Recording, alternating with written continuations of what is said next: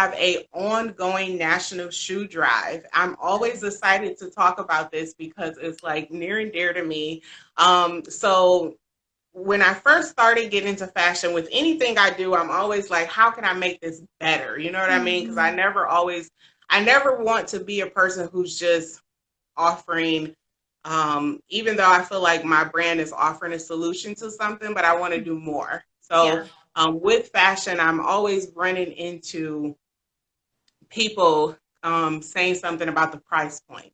You Mhm. know, there and which could, with the material, if you know anything about fashion, the price And point is leather actually is more of an investment. Yes. yes, but it's actually compared to other brands of likeness, it's on that lower end of that scale. You know, our price Mhm. point is anywhere from 169, which is relatively normal for a sneaker, Mhm. up to 220.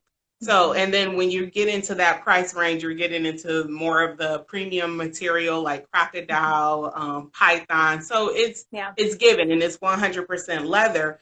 But I started realizing there was a huge problem happening in fashion with Mhm. brands that would produce clothing or shoes that were off of the runway, but they would create like lesser um quantity, like lesser, I don't know what's the word I'm looking Like for. Like quantities, so it was like limited no, edition. a lesser, like a replica of a Oh, replica. runway.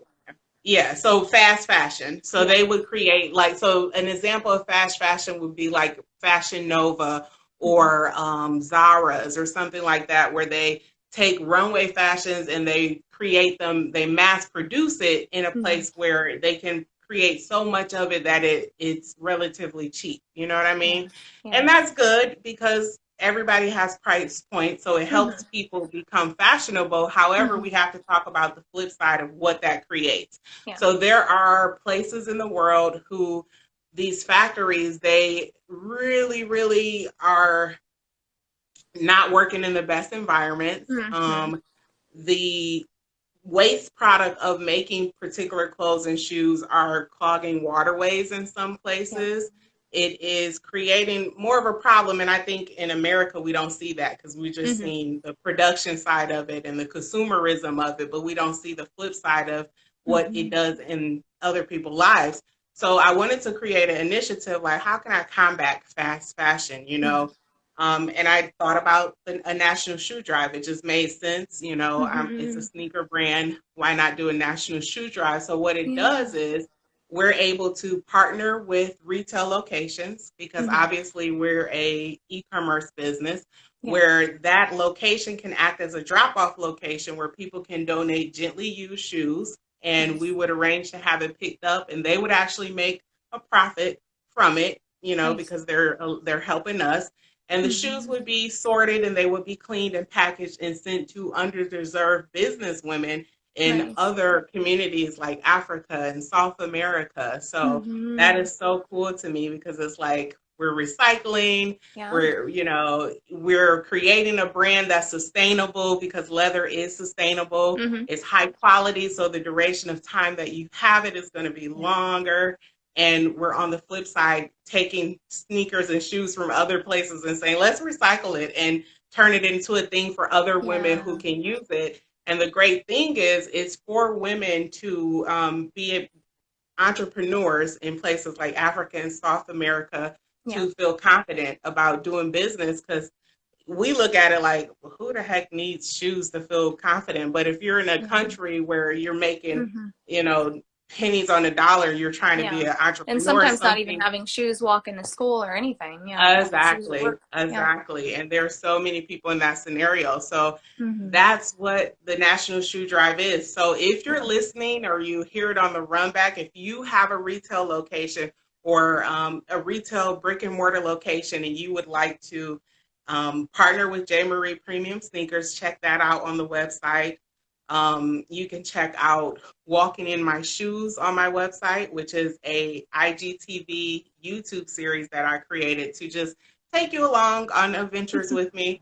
I wouldn't say it's an adventure with, you know, an introvert, but Still. I'm Yeah. taking you behind the scenes and you get to see my shoe of the day, which is a shoe that's usually from the brand. You can Mhm. check out a whole bunch of things over at www.jmariepremiumsneakers.com.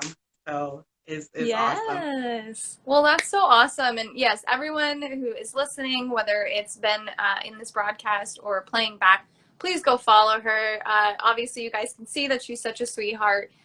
Definitely, I am an advocate on, I know for myself, I noticed I wasn't buying from a lot of Black-owned businesses. And yes, a lot of us have fallen prey to fast fashion. But over the last couple of years, I've been able to find brands, specifically Black or minority, owned. And I think it's just so important that if you are a consumer and you make, a decent amount of money, where you can start looking into purchasing from specific brands and businesses, you're not only helping like some, big corporation, right, with fast fashion, you're helping a small business owner, which is putting food on their table or their kids' tables, funding their dreams, their supplies, that kind of thing. And we all know how amazing it is when we all see like small businesses just take off, so. Right. And you know what? I love you for saying that, because that is so awesome to hear you say that. And the reason why is because I market myself like that often. Like I always say, female owned, Black owned. And I get a lot of slack for that. Like I get a lot of DMs from people that say, why do you have to specify that it's Black? Or I would have bought it if whoever, why do you have to put a color on it? And trust me, when I got their viewpoint, I did, because I could understand how it could be offensive. Let's all be real. If a person walked around saying it's Caucasian owned, we would be like, what's that supposed to mean? Exactly. But I also used it as a learning moment for the young lady and the people that were saying that, to say, hey, the only reason why we mention that is because for so long we haven't been able to operate in that arena. So some companies are just gonna be able to flourish just because they've always been about business like that. There are particular communities, minorities, who we've always been workers. You know what I mean? We've always been employees. Yeah, so behind the scenes instead of in the front. Like, and we all know if somebody studies history and studies a lot of different things, it's one of those things that there's been so much oppression, and there has been a lot of lack of knowledge, especially for Caucasians and white people and that kind of thing. I will say that. But now we're in such an awesome space of where we can learn, we can educate ourselves, we can say, you know what, ooh, I don't buy from a lot of Black or minority, and maybe you should. Maybe you should check out brands that aren't usually publicized a lot, and given that name recognition. And I know Rihanna's incredible, but if she wouldn't have been that celebrity, we don't know how Fenty Beauty and the lingerie would have worked. Hi, Miss Sassy Sophia. I see that. So we're definitely. That is so true. I love that you said that, because I think that is a conversation that we need to have more often, because sometimes there is that separation, and it doesn't have to be. We can all support each other, because there's really no difference in either of, in people in general. However, the only reason why we have to focus on that, because it was a group of people that was left behind in so many different things, that it is our job to kind of like, let's catch them up, because they're new to the sport, so let's catch them up. So that's all it's about. So I thank you so much for saying that.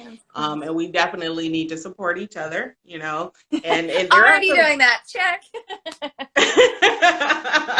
Awesome. I love it. So everyone, if you are again listening to this later, please go follow J. Marie Shoes. She's going to be tagged in this. You've seen her in stories. She's also tagged there, and upload this, that kind of thing. But definitely follow, support. Even if maybe you can't afford, a shoe for yourself or for someone else, think about gift giving. I know December is a long time away, but I know people shop early. And also, just if you think you can refer her brand to someone else, like maybe it's not the price point that you can afford, well, guess what? You might know somebody that could afford it, or even just share her link or share her profile. You just never know. So, well, thank you for coming on today. Thank you for having me. I appreciate you for taking time out of your day. I am flattered and I'm glad to have you. I love too. meeting people virtually. I am coming to LA one